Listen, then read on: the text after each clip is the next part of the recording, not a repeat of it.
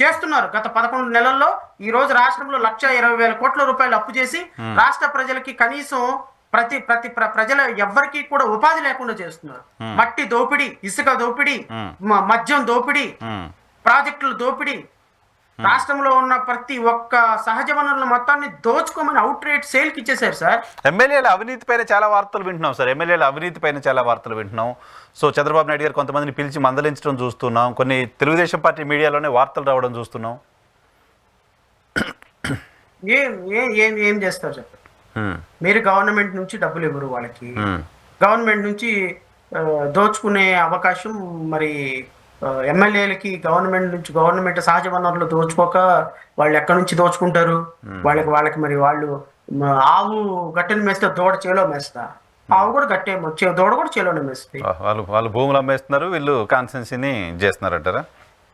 మరి ఇప్పుడు ATM, Polavaram ATM పలానా వాళ్ళకి ప్రాజెక్టులు ఇచ్చి జగన్మోహన్ రెడ్డి ప్రభుత్వం 100 కోట్ల రూపాయలు దోచుకుంది అని చెప్పేసి చెప్పిన వాళ్ళు మళ్ళీ వాళ్ళ దగ్గర డబ్బులు తీసుకొని వాళ్ళకే ఇస్తారు. ఆదాని 1,670 కోట్ల రూపాయలు జగన్మోహన్ రెడ్డికి ఇచ్చాడు, వీడు లంచగొండి అంటారు, మళ్ళీ ఆదానికే ఇస్తారు.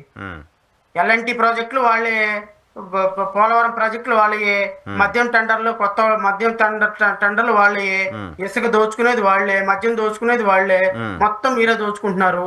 ఎమ్మెల్యేలు, ఎమ్మెల్యేలు పోస్టింగుల దగ్గర నుంచి అధికారుల దగ్గర భూముల బదలాయింపు దగ్గర నుంచి మళ్ళీ రేపు 40,000 ఎకరాలు అమరావతిలో కావాలంట.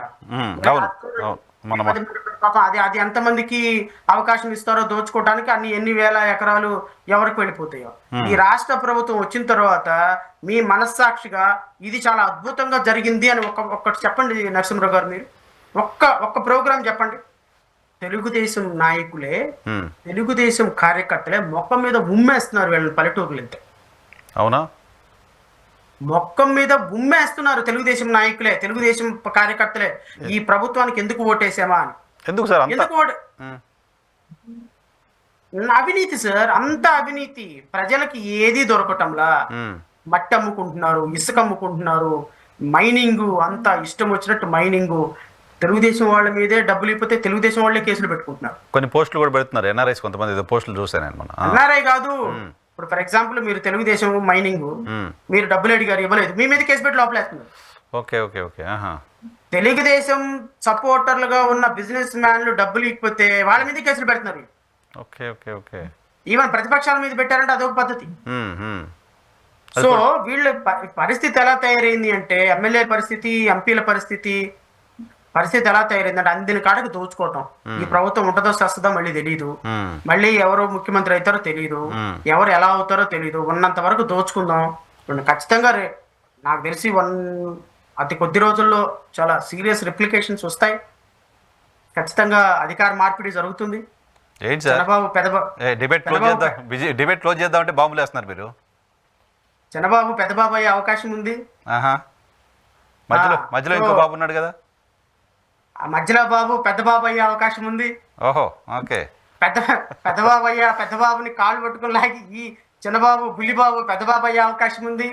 సో పెద్దబాబు చిన్నబాబు అయ్యే అవకాశం ఉంది. There are so many bobs will change their positions. అది త్వరలో ఖచ్చితంగా రాష్ట్రంలో మీకు మళ్ళీ మసాలా దొరుకుద్ది, మళ్ళీ మీకు ఫుల్ మసాలా దొరుకుద్ది.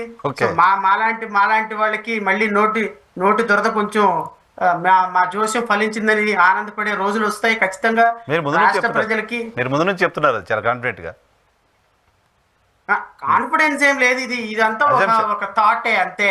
రేపొద్దున జరిగింది అనుకోండి, ఇప్పుడు చాలా సీరియస్ గా డిస్కషన్ జరుగుతున్నాయి ఇంటర్నల్ గా, చాలా సీరియస్ గా ఇంటర్నల్ గా జరుగుతున్నాయి.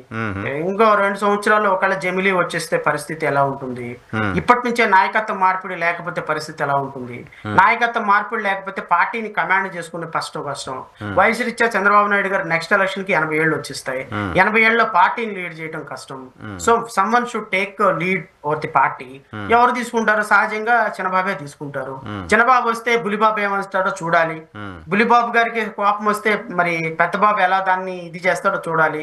సో రకరకాల ఈక్వేషన్స్ లో పొలిటికల్ సిస్టమ్ లో చాలా చేంజెస్ వచ్చే అవకాశం ఉన్నది. అందుకోసమని భారతీయ జనతా పార్టీ ఏ విధంగానూ టచ్ చేయటంలా. వాళ్ళ మేనిఫెస్టోని ఎలాగైతే ముట్టుకోలేదో ఈ కంపెనీస్ అలాట్మెంట్ విషయంలో గానీ అవినీతిలో గానీ భాగస్వాములు కాదలుచుకోలేదు. అందుకని వాళ్ళు రేపొద్దున వాళ్ళ చాయిస్ పెట్టుకున్నారనమాట. రేపొద్దున చంద్రబాబు నాయుడు గారిని దించాలి అంటే, పవన్ కళ్యాణ్ ని పైకెక్కించాలి అంటే, ఈ తెలుగుదేశం పార్టీని ముంచేయాలి అంటే వాళ్ళ దగ్గర ఇది అవినీతి పరిపాలన. 2014 నుంచి 19 వరకు చెప్పినా వినలేదు. వీళ్ళు మళ్ళీ ఇదే పరిపాలన చేస్తున్నారు. ప్రజలు మ్యాండేట్ ఇచ్చింది దీనికోసం కాదు. నేను పవన్ కళ్యాణ్ గా నేను చంద్రబాబు నాయుడు గారి దగ్గరికి వెళ్ళి మద్దతు ఇచ్చింది దీనికోసం కాదు.